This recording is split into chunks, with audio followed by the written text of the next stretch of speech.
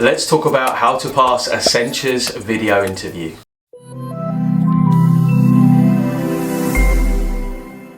What's up guys, it's Mike from Job Ready English here to help you get hired. Today we're doing another Pass the Interview video and we're going to be dealing with the tech consulting giant Accenture, one of our most requested videos. Now don't forget, if you enjoy this video, make sure that you hit like, drop us a comment down below and let us know what company you'd like us to cover next, or have you watched this video, done the Accenture video interview? Let us know what happens. We wish you the very best of luck. And of course, as ever, if you want the research note I'm going to be reading from, as well as the 60-minute interview preparation crash course, scripts, templates, and even the 28 most common interview question answered book, which has over 80 sample answers, you can get all of those in the Accenture Pass the Interview pack down in the link in the description below. But let's get going. So what are we going to cover today? 5 fast facts about Accenture, which you can use when answering the question, why do you want to work for Accenture?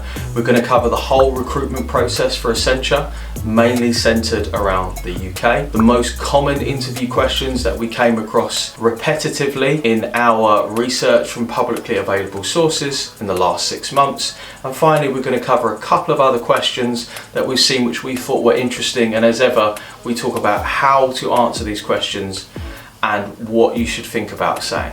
Let's get started. Here are 5 fast facts about Accenture. Accenture was founded in the 1950s and has grown to be one of the largest technology consulting companies in the world, providing services to over 90% of Fortune 100 companies. Fact number 2, Accenture has over 700,000 employees. I'm still astonished when I speak to clients, students and professionals and I ask them if they've applied for Accenture and they say, no, I've not really thought about or I've not really heard of them. And they are one of the biggest companies in the world. Fact number 3, since 2007, Accenture has been focused on becoming net zero by 2050. Fact number 4, Accenture released an academy called the Skills to Succeed Academy, which is free employability training, which has gone on to be taken by over 5 million people. Fact number 5, Accenture has been ranked as one of the 10 best places to work for in 5 different countries. That's quite impressive. So there are 5 fast facts that you can use when you're next doing your Accenture video interview and you're answering the question, why do you want to work for Accenture? Let's talk about the recruitment format for Accenture. Candidates reported that the process took around 2 months to complete. Initially, after filling in an application form, they had to complete online tests, which was situational judgment test and numerical. They were then asked to come to a video interview, which lasts about 30 minutes. We estimate that's 7 to 8 questions. If you pass the interview, you'll be asked to go to the assessment centre. The assessment centre includes a group or paired activity, a presentation which you need to prepare, and then a one-to-one interview with someone from Accenture. Speaking with experience from a number of clients who've been to the Accenture Assessment Centre, it is a phenomenal experience because they really use the cutting edge of technology to give candidates a bit of a taste of what they can expect when they go and work at Accenture. So now we've got the 8 most common questions asked in the Accenture video interview. These are questions which, when we researched them from publicly available sources, came up multiple times from different candidates for different positions. Therefore, we felt it is much more likely that you are going to be asked these questions. Question number 1, why Accenture? So we're going to assume that you're going to get 2 minutes to answer this question. So if you're thinking about writing an interview script, that's going to be about 200 words. We'd like about 100 words per minute. That seems like a good speaking speed for people in general. And you're going to want to pick out, I would say, 5 facts, just like the 5 fast facts that we provided. And also you're going to want to talk about them in a little bit of detail. You want to make sure that they're not generic, so try and stay away from answers like, Accenture is a world famous company that I'd really like to work for because I'd have fantastic opportunities and training to work with a world-class team. You would be shocked how many times I've heard that answer for different companies. So pick out 5 facts, and most of all, pick out 1 or 2 facts that mean something to you and relate it to yourself personally. So for example, we talked about Accenture being one of the first companies to really pave the way to becoming carbon net zero, and you could say, this is something that really resonates with me because I'm really passionate about the environment. In fact, at university I did something to do with the environment. Question number 2, why this role? So whenever you're answering this question, you always want to break it into 2 parts and make sure that you have the job description to hand. The first part of this question is really answering, what are you going to do? Now, people are often surprised when I say that because their response is, well, they know what I'm going to do. They're the ones advertising for the job, but we've all applied for jobs that actually we had no idea what we were going to do. We were just randomly applying for lots of jobs in the same day, and then you get a call or an email or an invitation. You're like, what job was that again? So you want to explain what would be your daily tasks in the first minute, and then the second minute you want to pick out 2 or 3 skills that are important for the job, which you feel that you can really demonstrate, preferably through an example. So you might say, well, I'm really good with technology because actually I've been building computers by myself since I was 14 years old. So I'm passionate about technology. Proof is so important because otherwise it's just our opinion.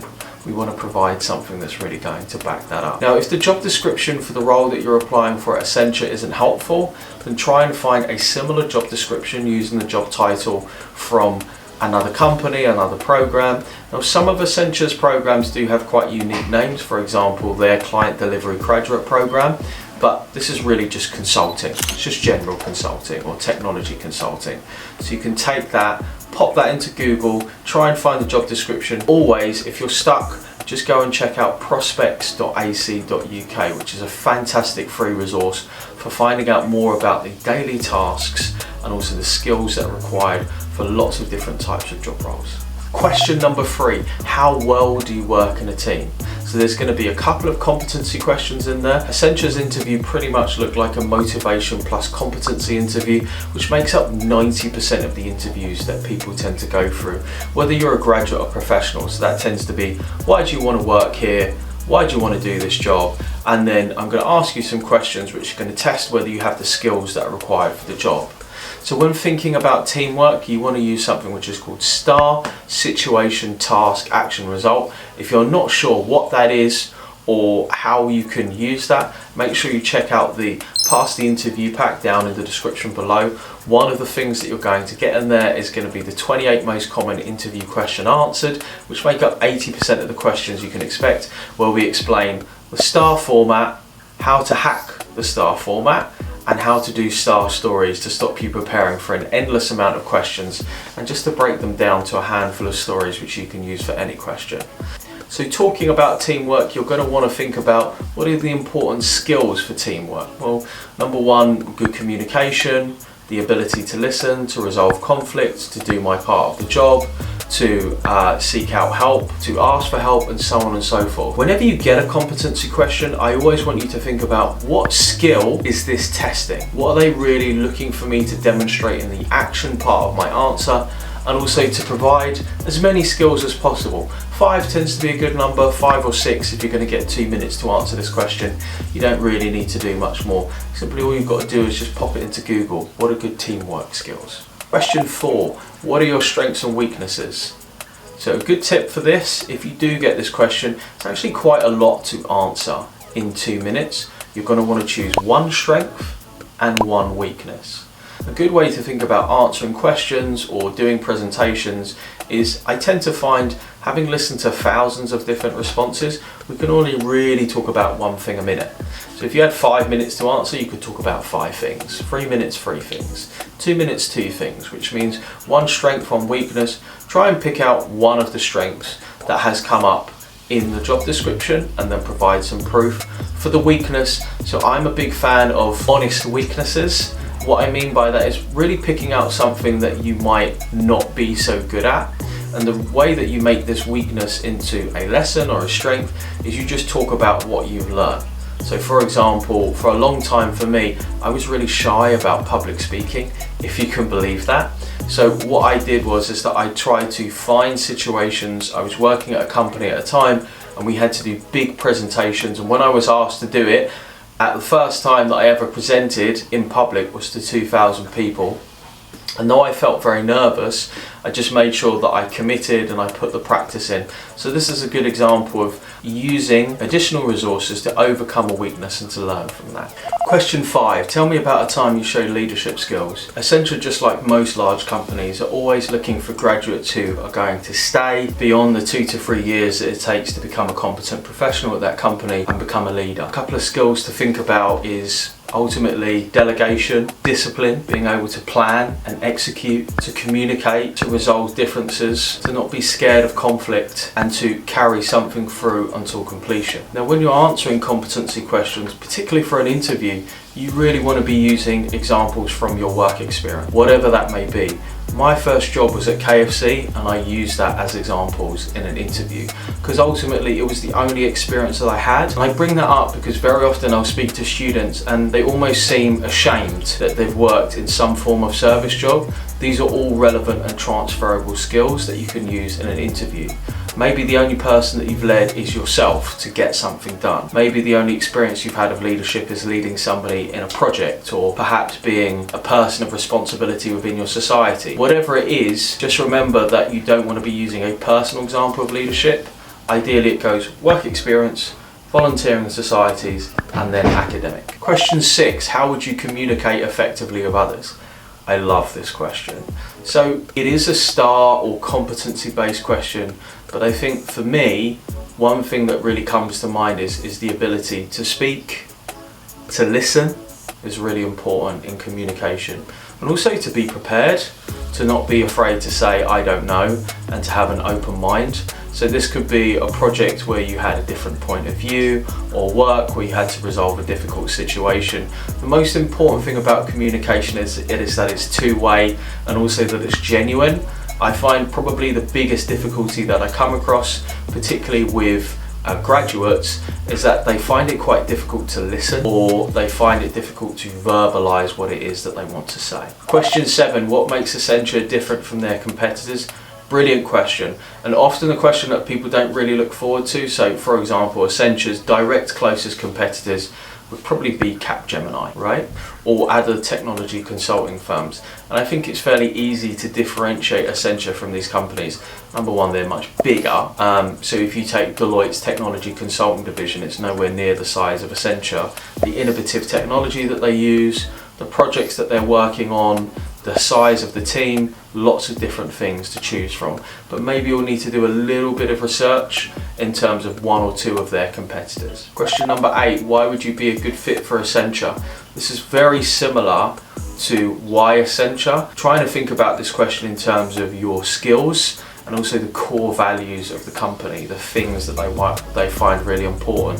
Something that really drives Accenture and that I've seen with all the successful clients that have gone there is they can really clearly demonstrate a passion for technology and a real enthusiasm for hard work, difficult projects and solving complex problems. Cool, so that's all of the most common questions asked. So we've got 8 other questions that came up which we tend to cover just in like a rapid fire way. Tell me about yourself. So if you pop up and click on this card up here, then you can go and watch our personal introduction video, which includes a free worksheet. What excites you about this field? What have you read recently about technology? Have you gone to somewhere like TechCrunch or Mashable to go and read about something which is happening right now, or perhaps that you're using, that you're actively participating in? How would you motivate others? Really by understanding what incentivizes them.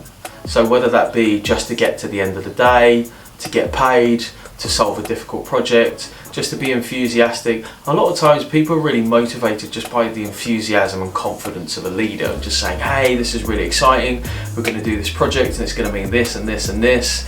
What can we do to make sure that this goal happens? Tell me about a time that you overcame a challenge. So another competency-based question. The important thing that the challenge must be significant.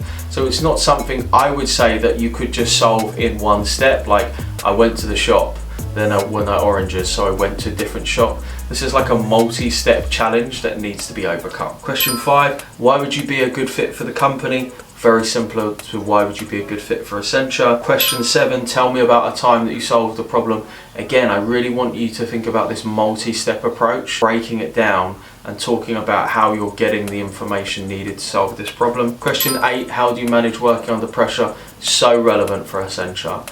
a lot of the successful clients that I've spoken to, once they've gone to Accenture, have said that the work is absolutely brilliant, but the pressure can be quite intense and the work hours can also be quite long. So working under pressure is really just about delegation, time management, and essentially managing yourself and being quite disciplined, and sometimes is making the best of the time that you have. So for example, for me, how do I manage my time? I tend to work reasonable hours, but I tend to be very focused and disciplined while I'm working. That's super important. So that's why I tend to bulk film YouTube videos. And then, for example, when I'm in the car, I tend to return phone calls that I've missed. I'm very systematic in how I use my time and making sure that I can leverage maximum focus and discipline in that time. Where do you see yourself in 5 years' time? Final question, at Accenture, doing whatever I'd be doing in terms of that hierarchy and that structure. Guys, I hope that you've enjoyed this video all about how to pass the Accenture video interview. Don't forget, if you want to get this research note plus 2 courses, 2 handouts and a giant book all about how to research the company, prepare fantastic scripts and practice so that you can deliver the very best answers, check out the Accenture Pass the Interview pack down in the description below. Make sure that you subscribe to the channel. We release Pass the Interview videos for big companies every single week, and I wish you the best of luck. Bye.